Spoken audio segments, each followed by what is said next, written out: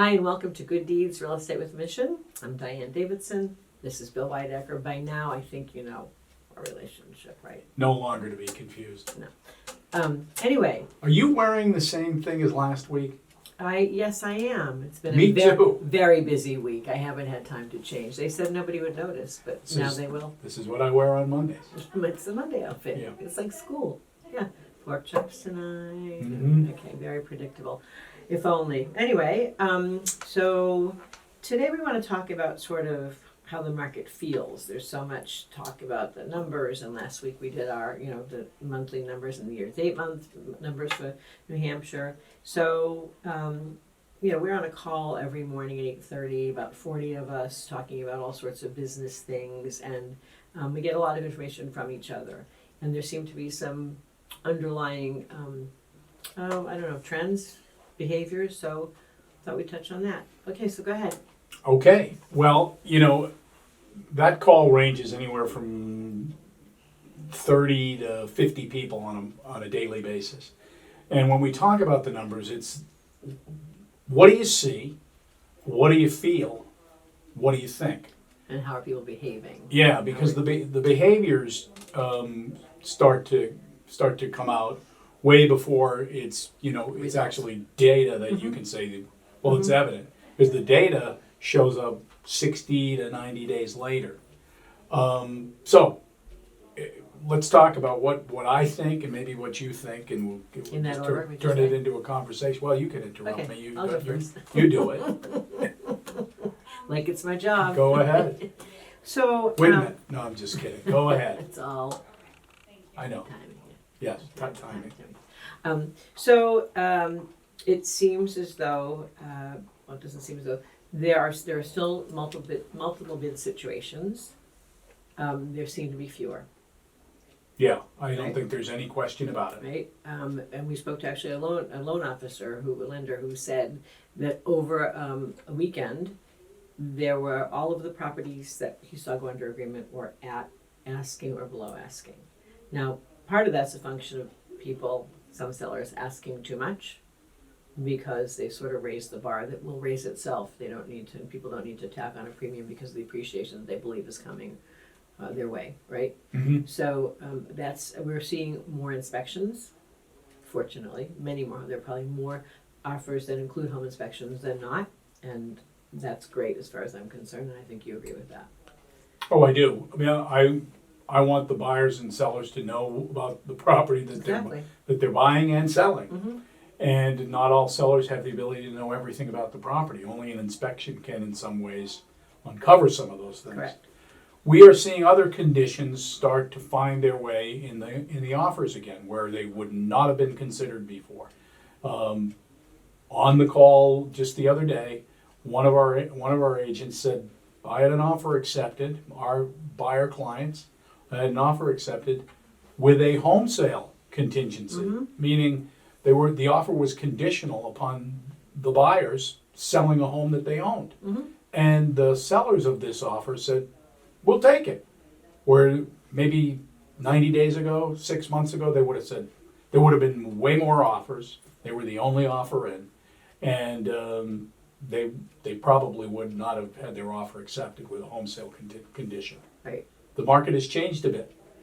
So it's not a bad time to sell, but properties, and we are still, by the way, there are still properties that do receive multiple offers, but they have to be priced according to their condition, right? Mhm. So prepare whether there's preparation that's done before they go on the market or not, the price absolutely needs to reflect whatever the current condition is, or they could not just not have multiple offers, but not have any offers. Yeah. And we're seeing that a little bit more. Yeah. Buyers are just kind of they're being patient. They're being a little more particular, not feeling so pressured, and that's healthier for everybody. Yeah, and when we do see multiple offers, it's because the property is priced so well, and it's not a bargain price. It's just priced well against the competition, and its condition is superior to that of the competition, and it is just a better offering. Mm-hmm. And the buying public, they've been out there on average. Buyers have been out there. Yes, some come into the market and buy in that first week that they're out there looking, but the majority of them are very savvy, very savvy. And so when something comes on, priced well, conditioned well, offered well, it's gone. It's still gone. And we're also seeing, when you talk about terms, we're seeing buyers making offers where there's a credit toward the closing costs and prepaids. So basically, they have some cash in their pocket at the end of the transaction, either to make improvements or to supplement their monthly payment. In some cases, buying the rate down, which we've talked about before, just to make the payments more affordable. And that had all but disappeared Yeah. for the last 2 years. Yeah. And from an inventory perspective, we're still, when you say it's still a good market to sell if you're a seller, we're still under 2,000 single-family homes on the market active. Mm-hmm. And to give some perspective as to what that looks like, in middle of 2019, we were over 5,200 houses on the market. We have not been with that much inventory on the market since then, since a year prior to the pandemic. Mm-hmm. So we've been in an inventory tight market for some time. And I don't know that that's likely going to change now. Maybe we'll get to 5,000 and that will feel like normal, even though, it's 4 months worth of supply and not one. Mm-hmm. Which means, so we should explain that, because we haven't talked about it in a while, but what's considered a seller's market, what's considered a buyer's market, and months of supply. The conventional wisdom used to be if you had 6 months worth of supply, you were in this kind of balanced market. And anything less than that was a seller's market. Anything more than that was a buyer's market. I have the feeling like balance might now be somewhere between 4 and 5 months Mm-hmm. worth of supply. Because it's more feeling than it is Yeah. necessarily someone decided an Yeah. arbitrary. There's an article, I think you're going to talk about it like last week in the Wall Street Journal. Yeah, I actually brought the journal. It was. Yeah, I know. I just happens to be Crazy here. how that happens. But it's interesting when the Wall Street Journal has real estate information. Mhm. Top of the fold, middle of the page, headlines: mortgage rates jump past 6%, hits the highest mark since 2008. Think to 2008, and where were we then? We were in the midst of the beginning of a very deep recession. The rates are where they are today for a different reason, and that is that the inflation is such that in order to curb it, you've got to raise rates. The Fed has to raise the discount rate, which will affect the Treasury rates, which will affect the mortgage rates. The 10-year Treasuries sort of mirror each other with mortgage rates. And here's what I'm going to tell you: I don't believe 6% is where we'll end up. We probably will work our way towards 6.5%, and then we'll see some easing. So if I'm wrong on the right side. I don't think we'll see 7 anytime soon now, but that all depends on what happens when you see this show. The Fed will have already acted, and we'll know whether they raise the rates 75 basis points or 100 basis points. If they raised it 100, I think that will just put a damper on interest rates. I think we'll see. Okay, they'll probably meet again and not do anything. But we'll have to see what effect it does have. And this anything else in this article that you feel is relevant? Well, when the rates go from 3% a year ago versus 6% now, that's that it's double. It's twice as much, and that means the principal and interest payments are twice as much for a 30-year mortgage, and that will eventually have an effect.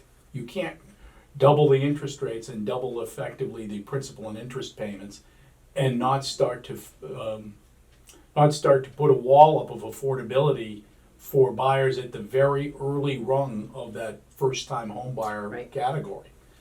They start to get priced out of the market, where they say, we want to buy, but we can't buy, and we're forced to stay in the rental unit that we're in, even though the prices are going up in that regard. Because they're already in the apartment, they don't have to qualify anew. If you're buying a brand new house, you got to qualify for the mortgage. Mm-hmm. So a couple of things that I'm seeing. First of all, in the higher price ranges, we're starting to see some rate sensitivity, and not necessarily based on affordability, but based on what somebody's on a comfort level. Mm-hmm. And that's anecdotally, but we're seeing that, which we really weren't seeing. People weren't talking about it so much a few weeks ago, and certainly not a few months ago. So that's one thing that I've noticed. And the other thing is that, I think we're sort of almost this hybrid market where we know what the data is. We know that there's a shortage of inventory, we're inventory challenged, but it's very difficult for buyers not to listen to and watch the national news and read the headlines. And so anecdotally, the behaviors, I think that's why the behaviors are changing, even though the facts here haven't changed that much in our hot southern New Hampshire market, which it continues to be. It's impossible for people to ignore all of the national headlines that they're hearing and seeing and reading. Because it's been going on for quite a while in other areas. When we're on national calls at KW, areas like San Antonio, months and months and months ago, 30% of the single-family homes at the sort of first-time buyer level were being bought by investors on Wall Street. So that's huge competition. So things have been happening in other places that haven't really affected us day to day. But when it's all sort of lumped together, and with the headlines, I think in the last few months there'd be a headline, there would be a story that was sort of inconclusive. The headline was pretty scary, sensationalism, but the story was inconclusive. Now it feels like there's a headline and the story has an ending. I mean, the story draws conclusions that I think they're causing people to be a little bit nervous, even though it's not really our market. Yeah. The saving grace in a market that starts to return back to some sense of normalcy is this: people always have a need for housing. And people always have a need for liquidating housing, and there's lots of reasons. And properties could be in estate sale, job transfers. Yep. They can be family size, life changes, right? All of these life events. Somebody, we used to call it death, divorce, dividend. There would be this huge windfall. Someone would sell a company and say, I'm buying a lake house. I want to sell my small house and buy a bigger house. Lots of that still happens in every market. And we're going to see that continue. We're going to see that continue on the buy side.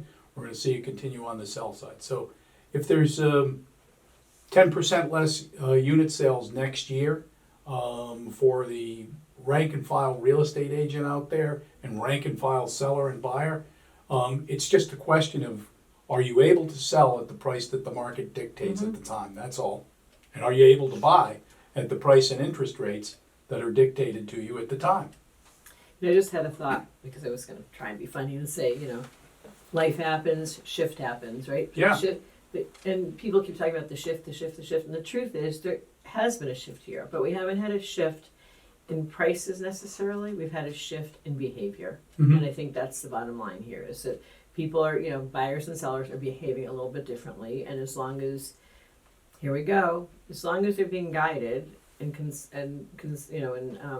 by a good professional in the real estate business, it will still happen, and it can still happen. It's just, the techniques might be a little bit different, the behaviors are certainly different, but people can still buy, people can still sell. They need to have the professional who can interpret the market and help them achieve the goals that they have for themselves with regard to selling or buying property. Yeah, I would say that in 40 years of being in the business, I can't recall a market that's been completely static for very long. Yes, maybe a month here, a month there, where you go, the prices are the same as they were last month. But usually the market is always shifting in one direction or another. Exactly. Yeah. It's really day by day. Yeah. Well, if you're basing the advice on information that's months old, you're using old data. You got to kind of look at it, yes, is it helpful? Sure, it's helpful. But it's helpful in context with everything else that's going on in the market, including data right now. Yeah. So. Yeah, I actually heard something interesting today with one of our team members, and there was a condominium that we had listed. I think it was listed for 200, and it's closing for 230, and it appraised for 260, and which was lovely, but we couldn't possibly have sold it for 260, And I said, we need to understand that we need to be able to share something like that with our buyers and our sellers, because we talk about appraised value all the time, whether that's really what it's worth or what the window in time snapshot allows an appraiser to assign as the value. Mm-hmm. And so I think understanding having all of the sort of anecdotal evidence and really understanding how the market works in a really granular way is the responsibility of a good agent, and be able to interpret that and convey it to their clients. I guess the final word I would have on this is, we can talk in generalities as to what we see. What makes sense to the people listening to us and watching us out there is, what does that mean specifically to you and your property? And whether you're thinking of selling or not, if you've got a house and you want to know where it stands in today's market, we're a conversation or two away from being able to help you there, right? Mm-hmm. So, yep. Okay. Well, thanks. there As we always. go. Okay. See you next week in the same I'm outfits, gonna Tuesday outfit, mix yeah. it up. Okay. Well, thanks as always for tuning in. Be sure to subscribe to our YouTube channel or follow us on your favorite podcast platform.